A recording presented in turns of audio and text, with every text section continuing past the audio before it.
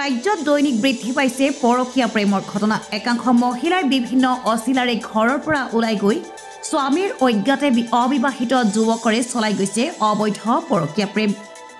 একাংশ মহিলাৰ বাবে স্বামীৰ সন্তানতকৈ যেন বেছি গুৰুত্বপূৰ্ণ হৈ পৰিছে পৰকীয়া প্ৰেমিক যুৱক।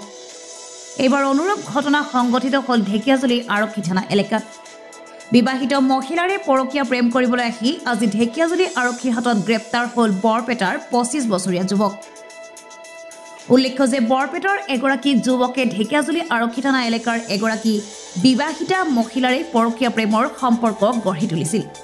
পিছলৈ মহিলাগৰাকীৰ সৈতে হিয়া দিয়া নিয়া কৰিবলৈ ঢেকিয়াজুলি আৰক্ষী থানা এলেকালৈ আহিছিল যুৱকজন।